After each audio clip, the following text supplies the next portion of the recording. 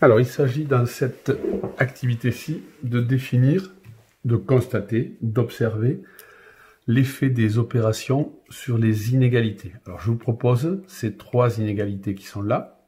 Dans la première inégalité, nous allons ajouter à chacun des membres le nombre 3. Je n'écrirai pas toujours. Donc, nous ajoutons à 5, 3, à 6, 3. 5 plus 3 fait 8. 6 plus 3 fait 9. 8 est plus petit que 9. 5 plus 3 est donc plus petit que 6 plus 3. Dans cette inégalité, on va ajouter moins 7 à 3, moins 4 à 3. On va faire les calculs. Moins 7 plus 3 fait moins 4. Moins 4 plus 3 fait moins 1. Moins 4 est plus petit que moins 1. Donc, moins 7 plus 3 est plus petit que moins 4 plus 3. Et dans cette dernière inégalité, eh bien, au nombre A, on ajoute 3. Et au nombre 2, on va aussi ajouter 3.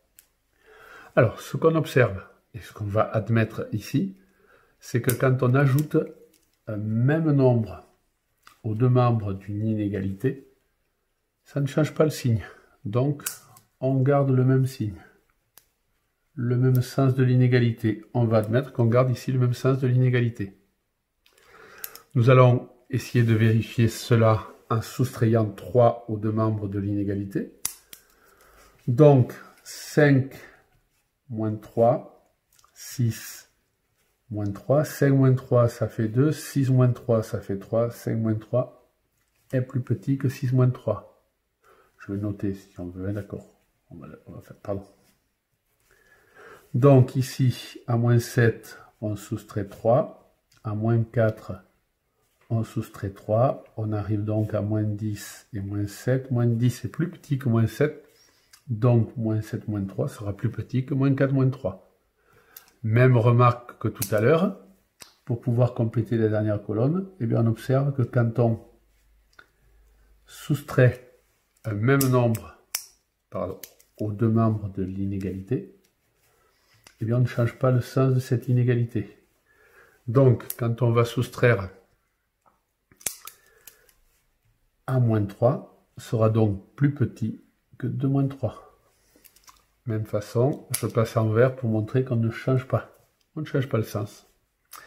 On va multiplier donc cette fois-ci les deux membres par 3.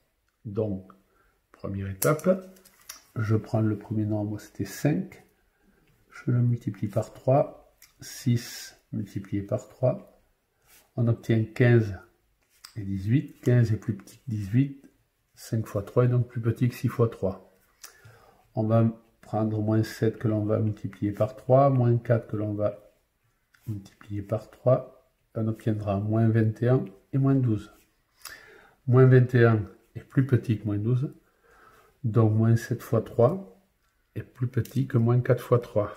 On revoit encore que si on multiplie par 3, eh bien, encore une fois, on ne change pas le sens de l'inégalité, je la passe en vert.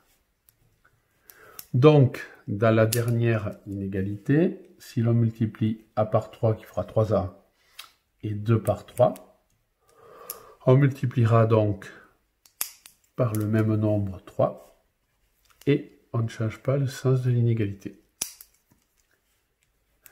On va maintenant multiplier les deux membres par moins 3. Donc, on multiplie 5 par moins 3, 6 par moins 3. Donc, 5, ça fait donc moins 15.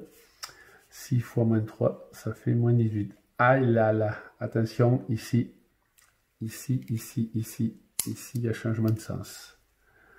Moins 15 est plus grand que moins 18, donc 5 fois moins 3 est plus grand que 6 fois moins 3. Donc, quand on a multiplié par moins 3, on a changé le sens de l'inégalité. De strictement inférieur, c'est passé strictement supérieur. On va essayer de le confirmer avec la deuxième inégalité, cette observation. On multiplie les deux membres par moins 3. Et on obtiendra 21 et 12. Aïe, ici aussi.